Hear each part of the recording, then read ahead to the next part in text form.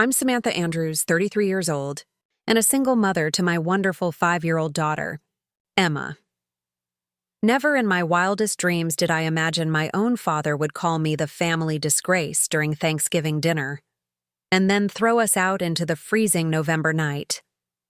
What my family didn't know was that they had been relying on my $20 million fortune for years. I simply said, "Fine," and walked out with my head held high. Before I tell you what happened that night, comment below where you're watching from. If my story hits home, hit subscribe, because what came next changed everything for Emma and me. Growing up in the Andrews family meant appearances mattered more than anything. Our colonial-style home in an affluent Connecticut neighborhood was always spotless, ready for unexpected visits from my father's business associates or my mother's garden club friends. My father, Richard Andrews, was a banking executive who measured success in dollar signs and social status. My mother, Eleanor, was the flawless executive wife, immaculately dressed, socially connected, obsessed with maintaining our family's perfect image. From a young age, I learned approval in our house came with conditions. "Stand up straight, Samantha," my mother would hiss at social gatherings. "Your posture makes you look slovenly." My father's criticisms were harsher. "Why can't you be like your brother Thomas?" Or "Jennifer never gave us this much trouble at your age." Thomas, my older brother by 2 years, was the golden child, captain of the debate team, Yale-bound, seemingly perfect in every way. Jennifer, my older sister by 4 years, was the social butterfly who married her college sweetheart right after graduation and quickly had 2 perfectly timed children. And then there was me. I was different. More interested in computers than couture, startups than social events. I did well in school, but I preferred coding in my room to attending country club gatherings. Everything changed my senior year of college when I met Jack in business ethics class. He was charming, ambitious, and for the first time I felt truly seen. 6 months into our relationship, I discovered I was pregnant.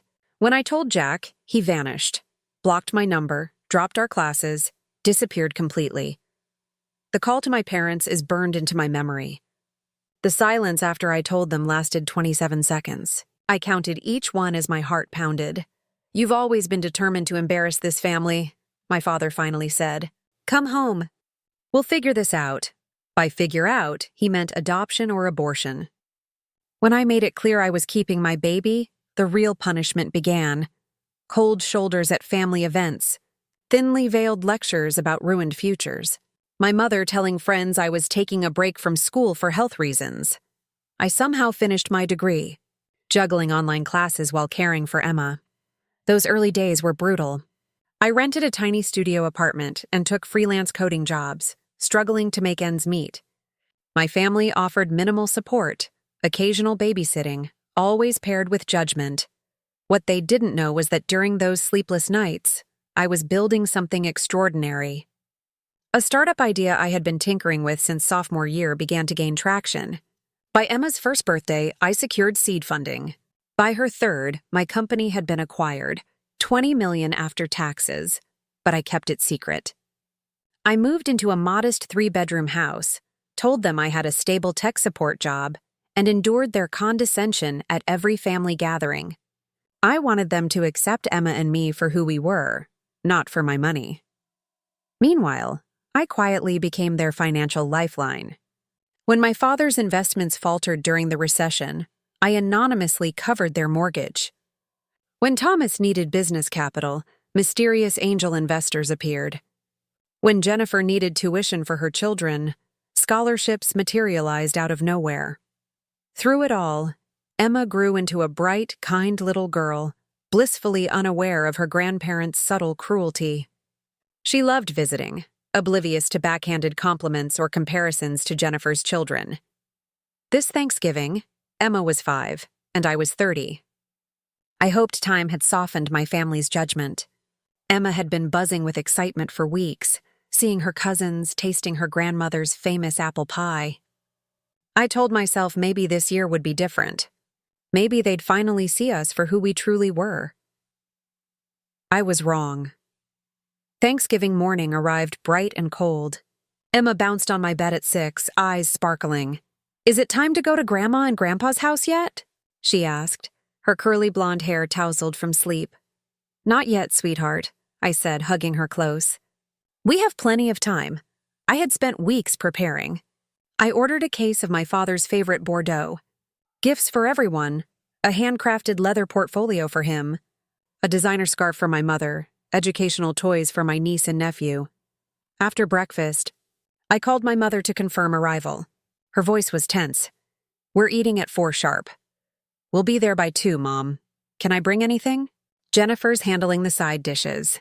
"Just make sure Emma wears something appropriate. Last Christmas, that plaid dress was a bit much." I bit back a retort. "We'll be properly dressed. See you soon." I took a deep breath before waking Emma, ready to face another family gathering, but this time with my head held high. After her nap, we spent the afternoon getting ready. I helped Emma into the new dress I had bought her, navy blue with white trim, conservative enough for my parents, but still special enough that she felt beautiful wearing it. "You look beautiful, baby," I said as I braided her hair. "You too, Mommy," she replied, touching the sleeve of my burgundy sweater dress. "Will Uncle Thomas be there? He promised to show me a card trick last time." "Everyone will be there," I assured her, "and we're going to have a wonderful time."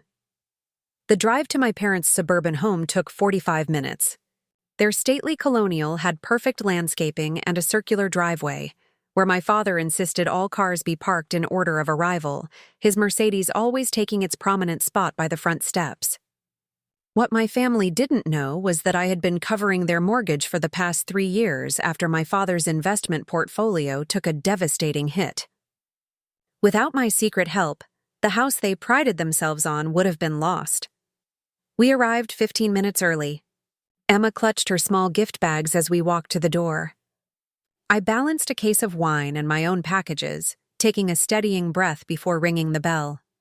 My sister Jennifer answered, her perfect bob swinging as she gave me a cool once-over. "You're early," she said, barely hiding her annoyance. She turned to Emma with a practiced smile. "Hello, Emma. The children are in the playroom. Try not to mess up your dress before dinner, okay?" No hug, no warmth. I felt Emma press against my legs, suddenly shy. "Go on, sweetheart," I encouraged. "Go find your cousins." As Emma reluctantly headed toward the playroom, Jennifer turned back to me. "Mom's finishing the table settings, and Dad and Paul are watching football with Aiden and Zoe."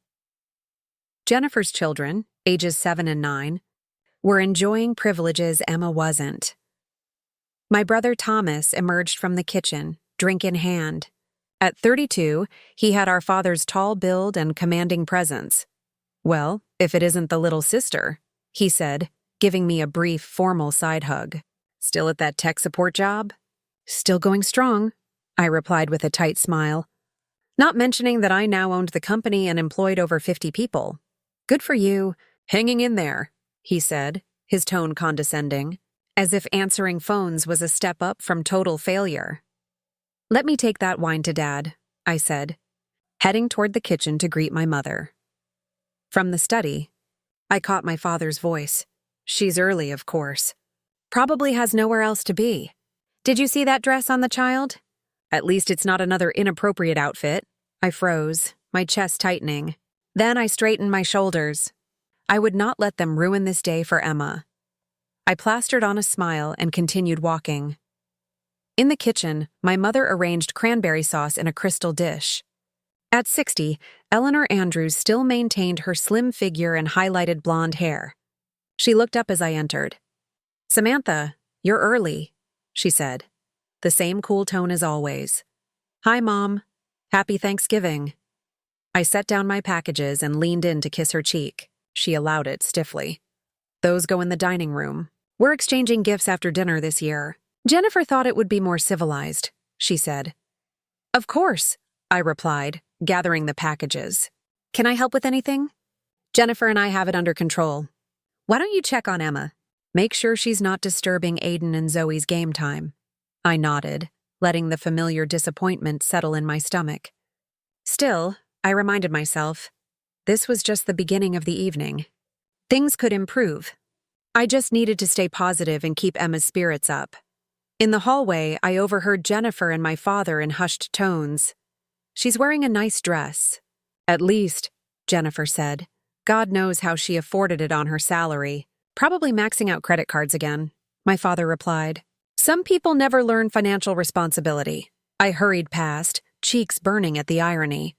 The man whose mortgage I secretly paid was lecturing about responsibility. By the time I reached the playroom, I had composed myself.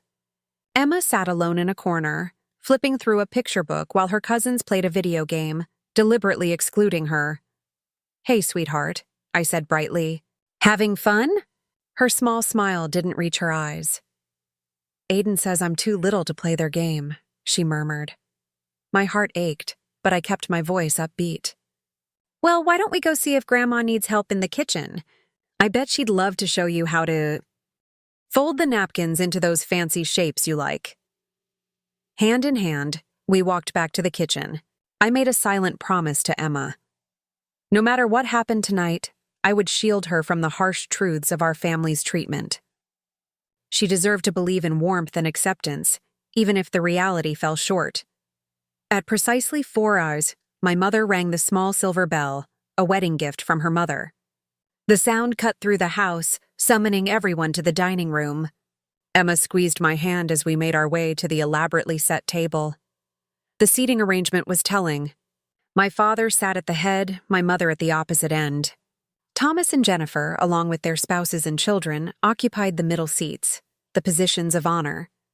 Emma and I were placed at the very end, beside my mother, but as far from my father as possible, as if our perceived failures were contagious. "Everyone, take your assigned seats," my father announced. No place cards were needed. We all knew our rank in the family hierarchy. Emma climbed into her chair, feet dangling above the floor. No one had thought to provide a booster seat. The one sat unused from when Jennifer's children were younger. "Samantha, make sure Emma doesn't spill anything on the tablecloth," my mother warned. "It's Belgian lace." "She'll be careful," I assured her, placing a napkin across Emma's lap. I gave my daughter an encouraging smile, which she returned uncertainly. My father stood to carve the turkey, his annual performance. Crisp white shirt, tie, silver hair perfectly combed. Posture ramrod straight despite his mid-60s.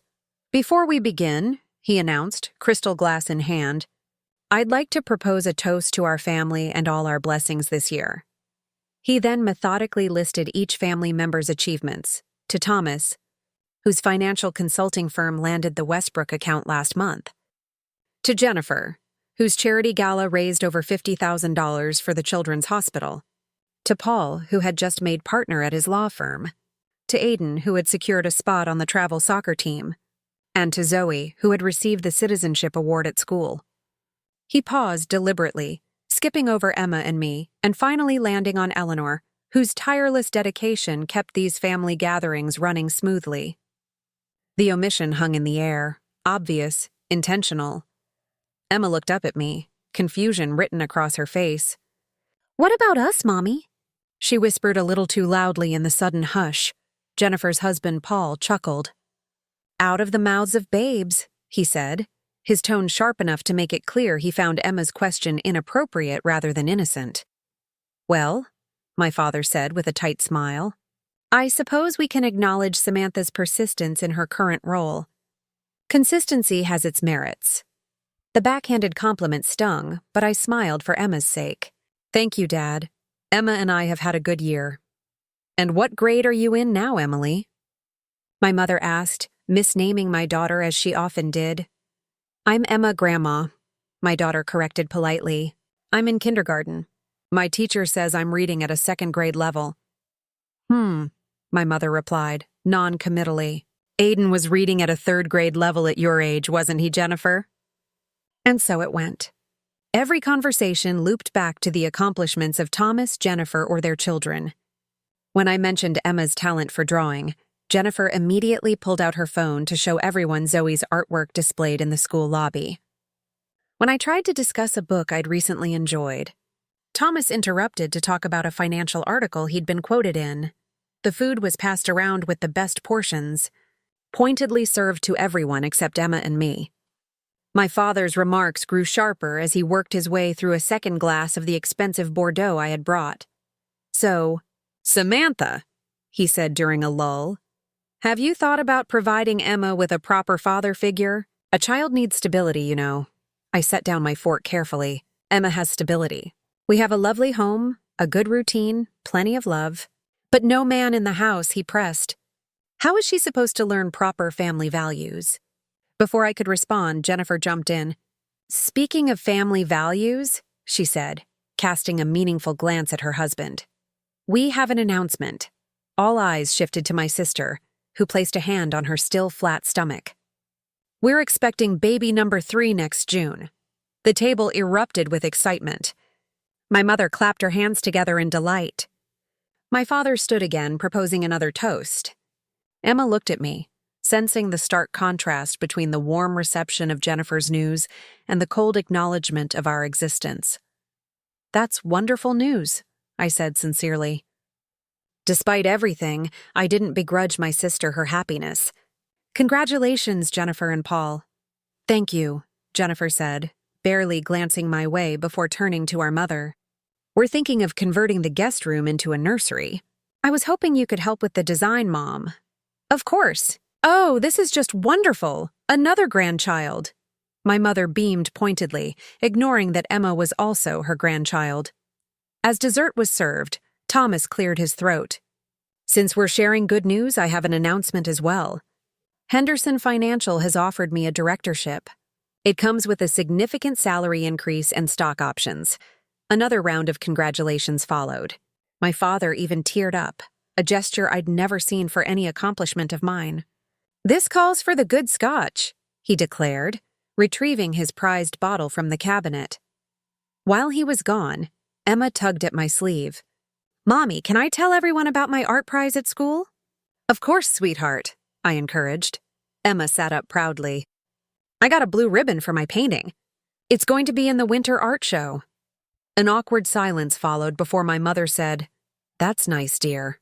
"Jennifer, tell me more about your plans for the nursery." Emma's face fell. I felt a surge of protective anger. "Actually," I said, stronger than I intended, "Emma's achievement is quite special. Only 3 students in the entire elementary school were selected for the district showcase." "Well, not everyone can afford private school art programs," Jennifer said dismissively. "I'm sure public school standards are different." "Emma attends Westfield Academy," I corrected, naming one of the area's most prestigious private schools. What my family didn't know was that I served on the board of trustees and had endowed a scholarship program there. "Westfield?" my mother said, surprised. "How can you possibly afford that on your salary?" "I manage my money carefully," I said simply. "Must be those child support payments from the absent father," my father remarked, returning with his scotch. "At least he's good for something." "Actually, Jack has never paid a penny," I said, my voice tight. "Emma's education is entirely my responsibility, and I'm proud to provide it for her." An uncomfortable silence fell, broken by Aiden reaching for a cookie. His elbow knocked a crystal bowl, sending it toppling toward Emma. She jerked back instinctively, and the bowl crashed to the floor, shattering. "Emma!" Jennifer exclaimed. "Look what you've done." "It wasn't me," Emma said quietly. "Aiden bumped it," I began.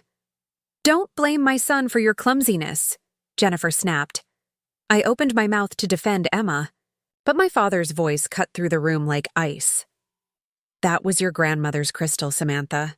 A family heirloom. This is exactly why we can't have nice things around your child. Didn't Emma?" I started. "I saw what happened," he interrupted. "Your daughter jerked her arm and knocked it over. Just like you always were, careless and quick to blame others." Emma's eyes filled with tears. "I'm sorry, Grandpa. I didn't mean to." "Of course you didn't," my mother said with a sigh. "But intentions don't fix broken heirlooms, do they?" I felt something inside me shift. The careful facade I'd maintained for years began to crack as I watched my daughter shrink under blame she didn't deserve. The shattered crystal seemed to fracture something in my father as well. He stood abruptly, face flushed with anger and too much scotch. This is exactly what I'm talking about. No discipline, no respect for family traditions or property. He pointed at Emma, who tried not to cry. This is what happens when children are raised in broken homes without proper values. Dad, I said, keeping my voice deliberately calm. It was an accident, and it wasn't Emma's fault. Accidents happen, even in homes with all kinds of family structures. He turned his anger fully on me. Don't you dare lecture me about family structures, Samantha. You couldn't even maintain a relationship with your child's father.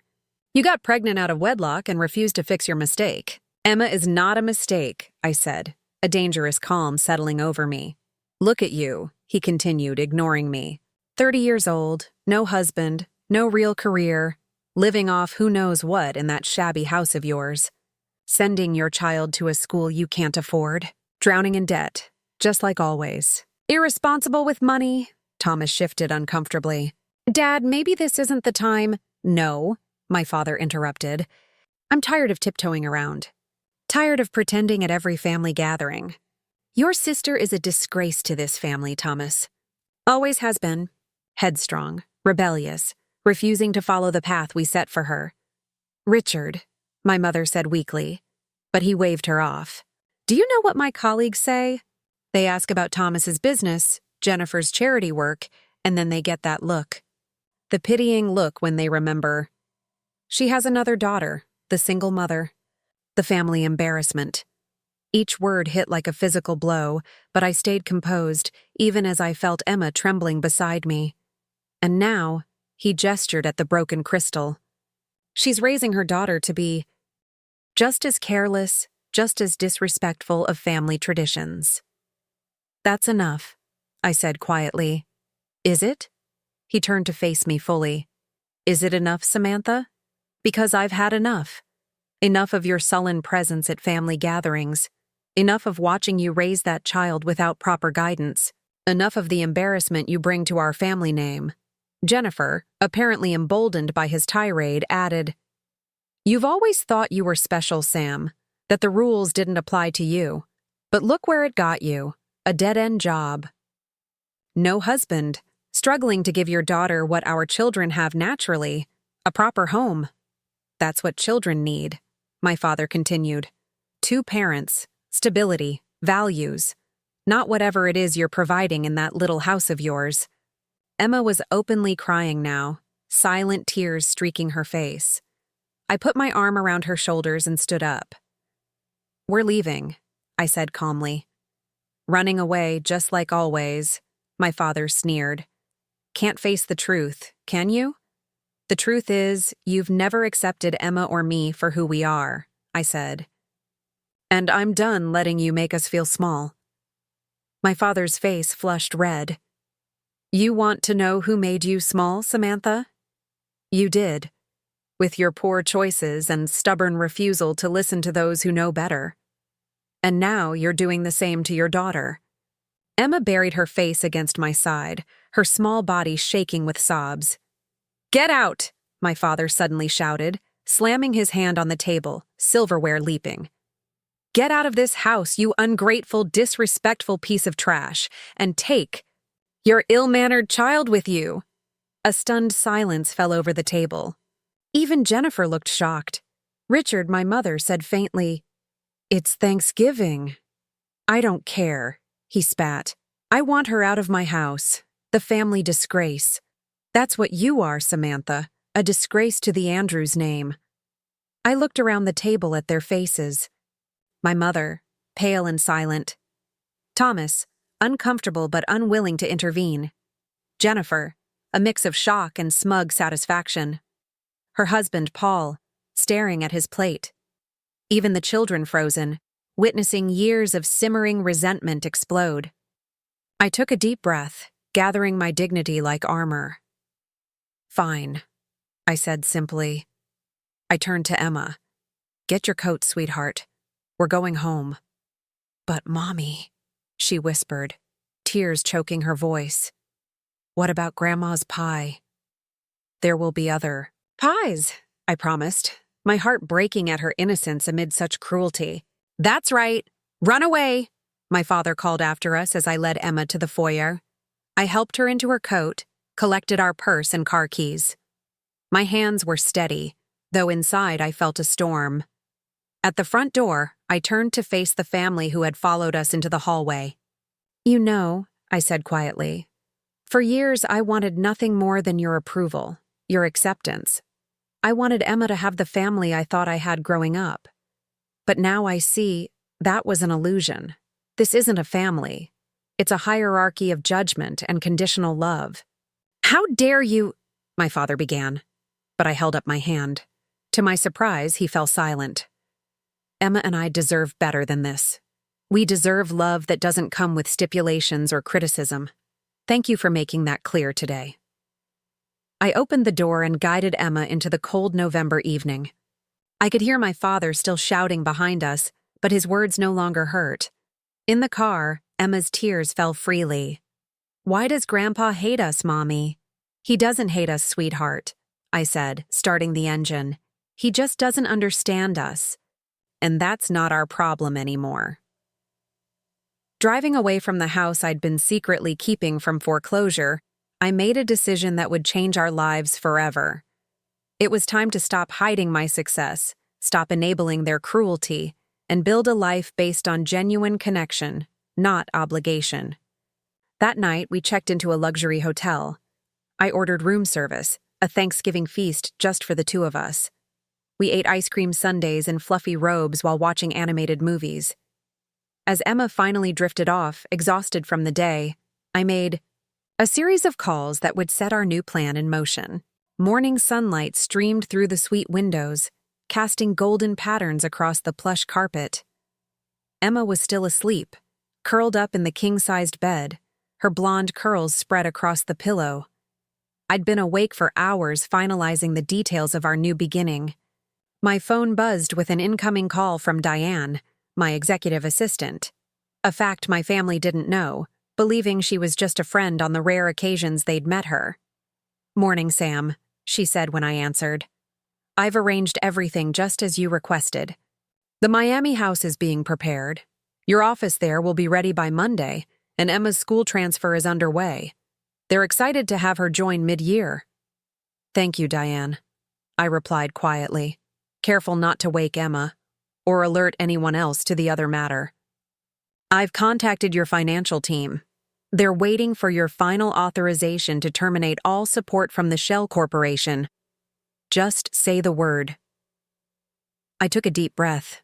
For years, I'd been quietly supporting my family, covering my parents' mortgage, funding Thomas's business ventures, paying for Jennifer's children's private school tuition, and maintaining her extravagant lifestyle.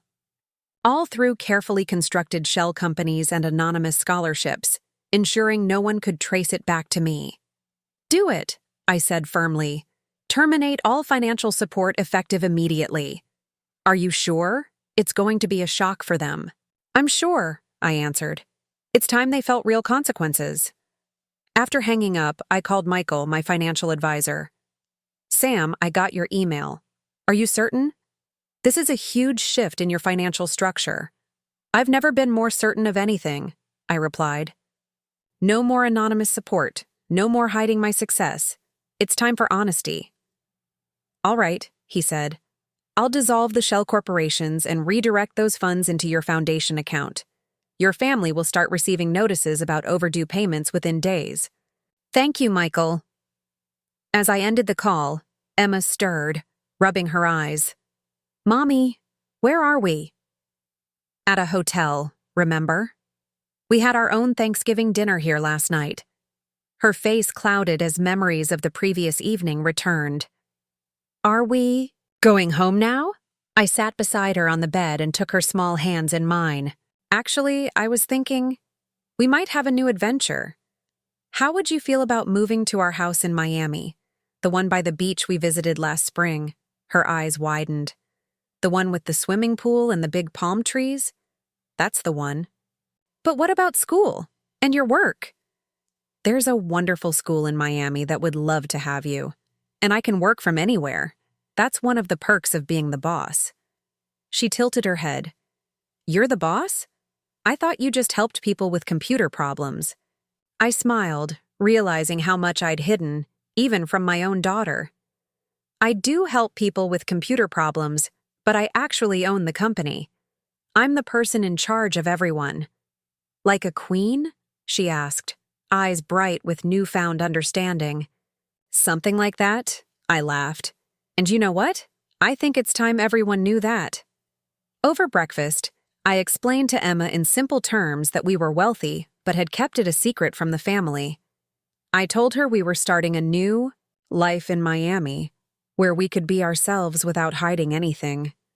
Will we ever see Grandma and Grandpa again? She asked cautiously, spreading jam on her toast. That will be up to them, I said honestly. But first, they need to learn how to be kind and respectful to us. We checked out of the hotel and drove home to pack our essentials. The movers would handle the rest. By evening, we were on a private flight to Miami, leaving behind the cold Connecticut November for Florida's warm sunshine. Our Miami beach house was a contemporary masterpiece of glass and white stone, with panoramic ocean views and a sprawling infinity pool. Emma ran through the spacious rooms, marveling at the view from her new bedroom and the playroom I had designed just for her. "This is really our house?" she asked in wonder. "Really and truly," I confirmed. And now we don't have to pretend it isn't. The first week in Miami was healing for both of us. We swam in the ocean, explored the neighborhood, visited Emma's new school, and felt the weight of years of judgment and pretense lifting off our shoulders. Then the calls began. First, Thomas, his voice unusually panicked. "Sam, something strange is happening. The angel investors in my business pulled out, all on the same day. Did you hear anything about a market shift?" "No," I said calmly. "But I'm sure a successful businessman like you has contingency plans." Next was Jennifer, her voice tight with controlled fury. "Samantha, did you know Aiden and Zoe's school just called? Their scholarships were revoked mid-year. Something about the foundation that provided them dissolving unexpectedly. It must be a mistake." "How unfortunate," I replied evenly.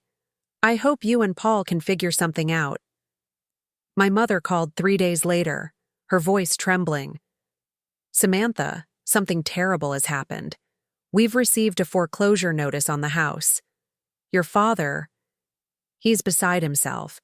He insists it must be a bank error, but they say we haven't made a mortgage payment in months." That sounds stressful. "Mom, have you talked to a financial advisor?" "We can't afford one right now, Samantha. We might lose our home, the home you grew up in. Don't you care?" "I care about a lot of things, Mom, like how people treat my daughter."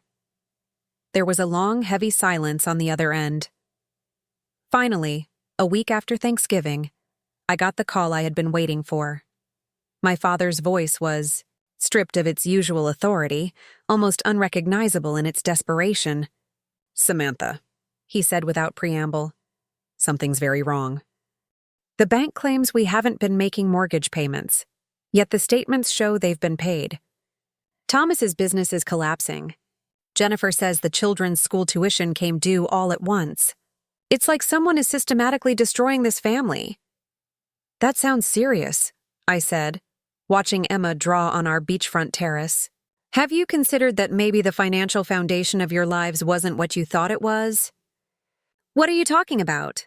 His old temper flickered.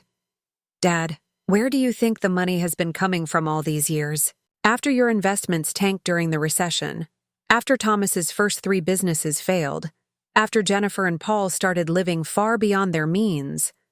What do you know about any of this?" His voice dropped, quiet now. "I know everything," I said. "Because I've been paying for it all for years." "That's impossible. You work in tech support. I own Stratasoft, the company that acquired TechFusion for $20 million 3 years ago. I'm the CEO and majority shareholder." The silence that followed was so complete I could hear his breathing. "That's not possible," he finally said, his voice lacking conviction. "The mortgage payments on your house? They've been coming from a shell corporation called Andrews Heritage Holdings. I created it to anonymously support you and Mom after the recession. Thomas's angel investors? That was me. Jennifer's children's scholarships, family vacations, new cars, country club memberships, all of it me. Why? His throat cleared. Why hide this from us? Because I wanted you to accept me and Emma for who we are, not what I could give you. I wanted real relationships, not financial ones. But I've realized that was never going to happen. Samantha, if what you're saying is true, you need to restart these payments immediately. Your mother and I are about to lose our home. Your brother's business is collapsing. Your sister's children. My sister's children will be fine in public school, just like the family disgrace, and her daughter would have been fine in your eyes. My voice edged with the bitterness I'd kept contained for years. You called me trash, Dad. You threw your own granddaughter out into the cold on Thanksgiving. Actions have consequences. You can't do this to your family, he protested, but the imperious tone that had intimidated me for decades was gone, replaced by naked fear. I'm not doing anything to you, I said. I'm simply stopping doing things for you. There's a difference. What do you want? An apology? Fine, I apologize for what I said. I was upset about the crystal. But this isn't about the crystal, Dad. It's about years of conditional love and judgment. It's about teaching Emma she deserves respect, not criticism. It's about finally being honest about who I am and what I've accomplished, despite your constant message that I was a failure. I could hear him struggling to process this seismic shift. When he spoke again, his voice was subdued in a way I'd never heard. Where are you? We need to talk in person. Emma and I have moved to Miami. We're starting fresh, where we can be ourselves without judgment. Miami? You can't just take my granddaughter to Miami without discussion, I laughed, surprised even myself. I think you forfeited that right when you called her ill-mannered and kicked her out of Thanksgiving dinner. The conversation ended soon after, my father still reeling from revelations that had upended his understanding of our family's finances. But for the first time in my adult life, I felt completely in control of my relationship with my family.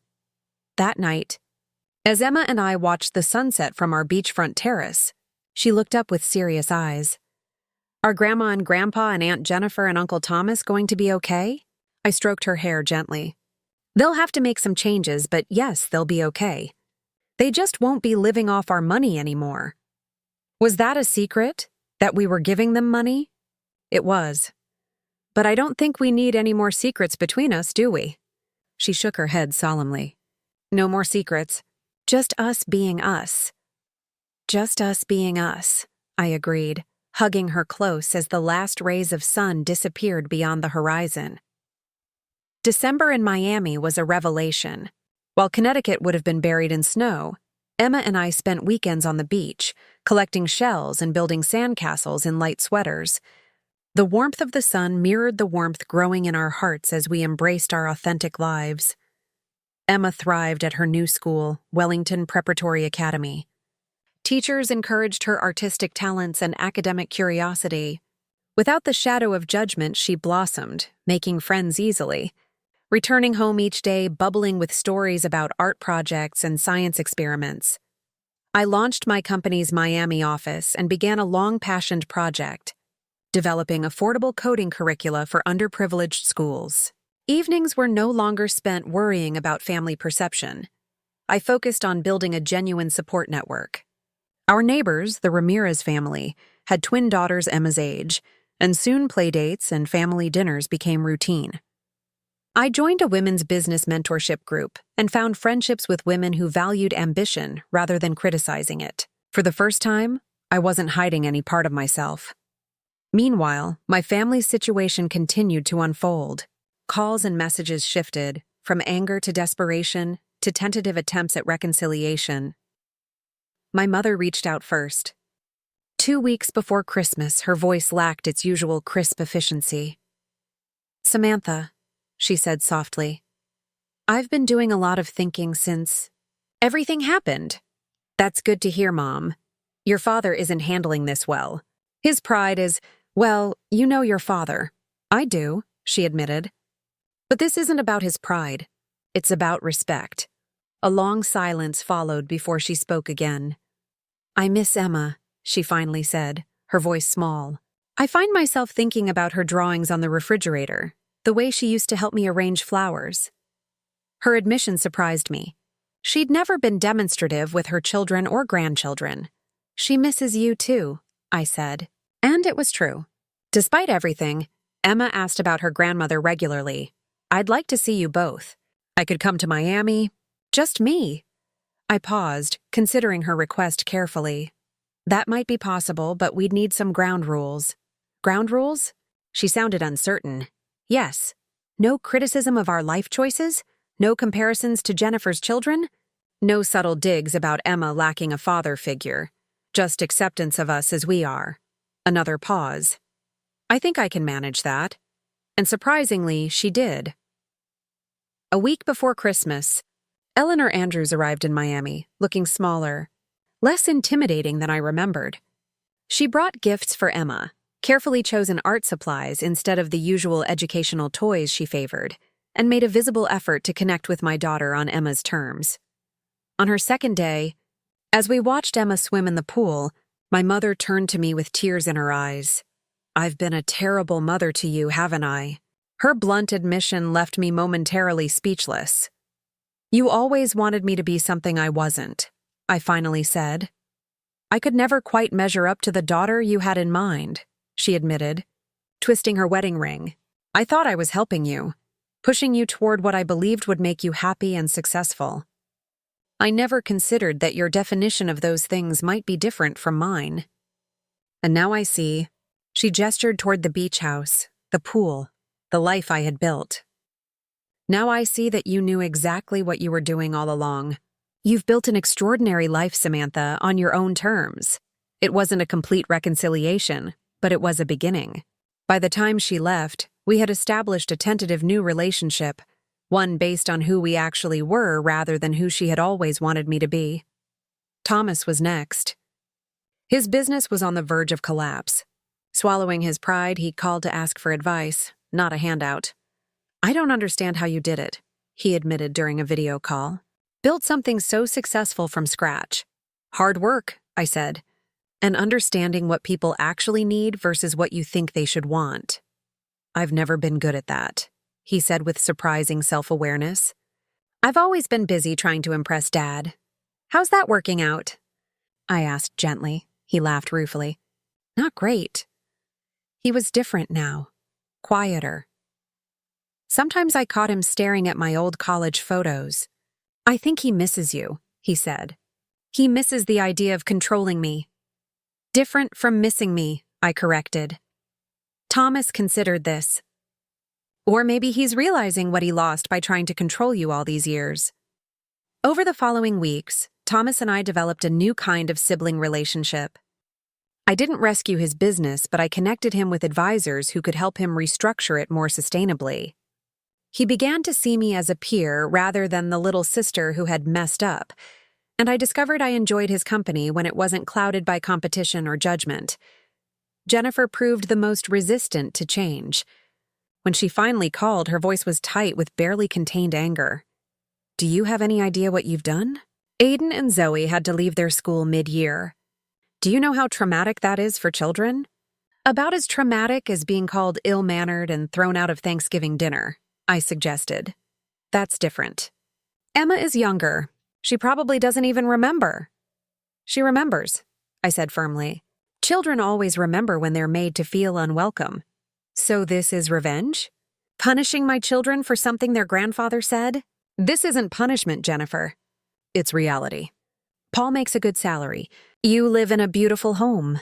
Your children will receive an excellent education, just as they would have if I hadn't stepped in." "It's not the same," she snapped. "Not everyone has $20 million to throw around." "No, they don't. Which is why those who do have resources should be treated with respect, not contempt." We ended the call at an impasse. But in the weeks that followed, small changes emerged. Jennifer's social media posts, once filled with vacations and designer purchases, became more modest. She mentioned volunteering at Aiden and Zoe's new school. Eventually, she sent a brief text after Emma's birthday, asking if her daughter might like to video chat with her cousins. A small olive branch, but I accepted it. For Emma's sake. The children were, after all, innocent in the adults' conflicts. My father remained distant, communicating mostly through my mother, seemingly unable to directly address the shift in our family dynamic. The mortgage on their house was modified to a more affordable payment after selling a car and cutting back on country club memberships and other luxuries.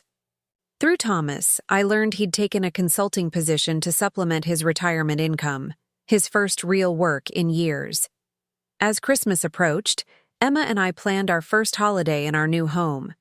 We decorated a tree with ornaments we chose together, baked cookies with the Ramirez family next door, and discussed which traditions to keep and which new ones to create.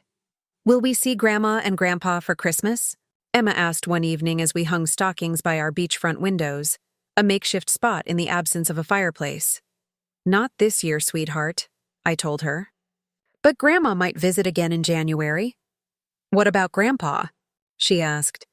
I hesitated, wanting to be honest without burdening her.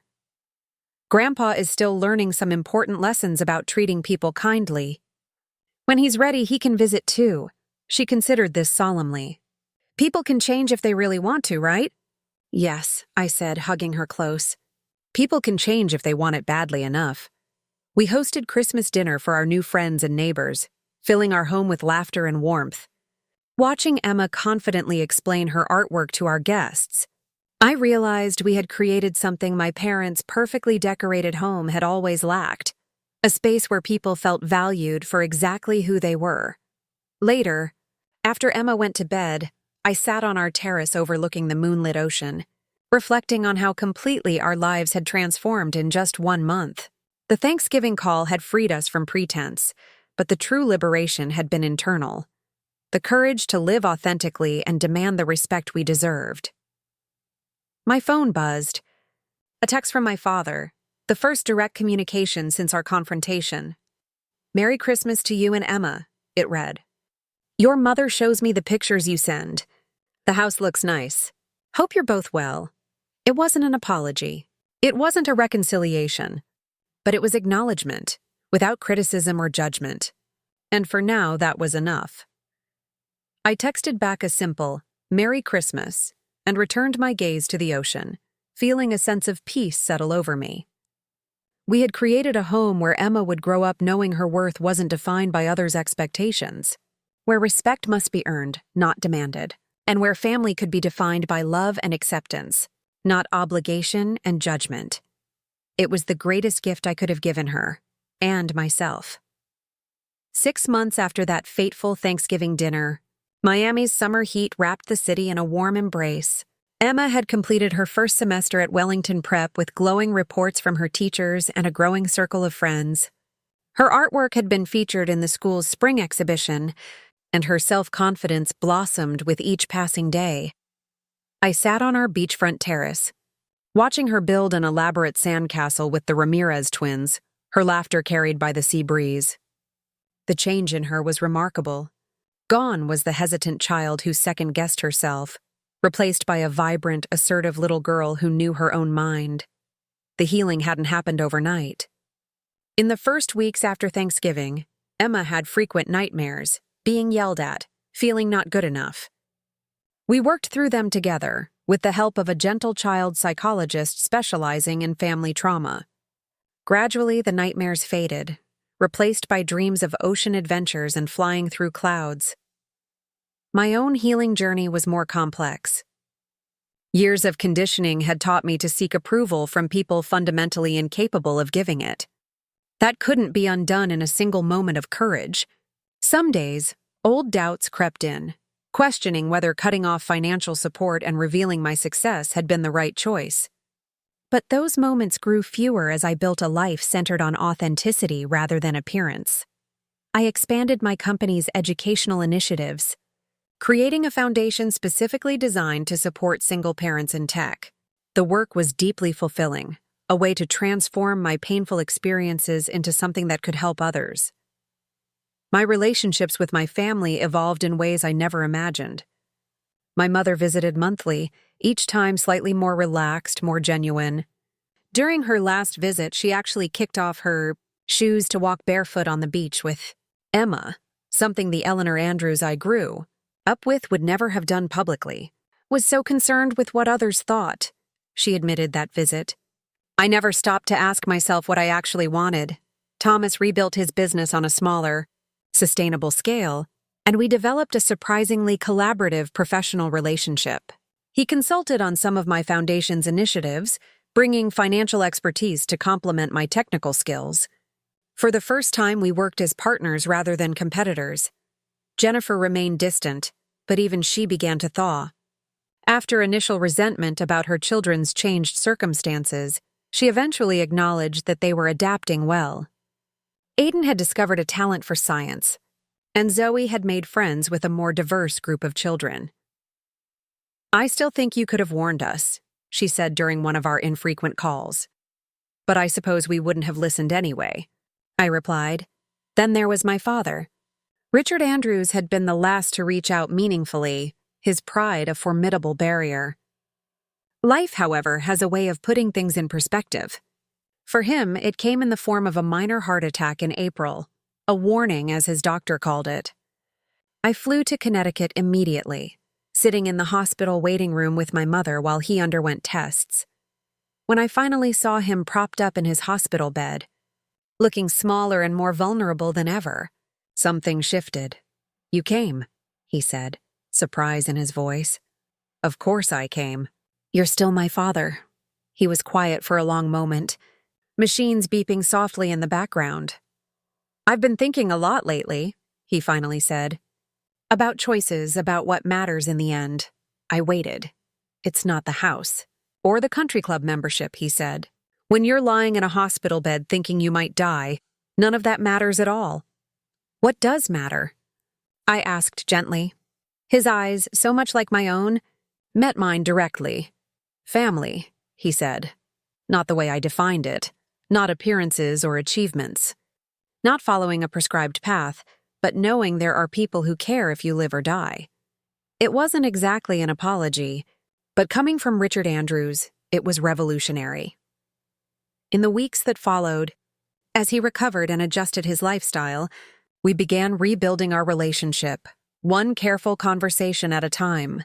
He would never be overtly demonstrative or affectionate, retaining some of his formality and reserve. But the cutting judgment, the conditional approval, they began to fade, replaced by something that resembled respect. Now, in June, he and my mother were planning their first visit to Miami together. I prepared Emma carefully, explaining that Grandpa was working on being kinder and more understanding, and that we would give him a chance to show his new side. People can change if they want to badly enough, she reminded me, echoing our Christmas conversation.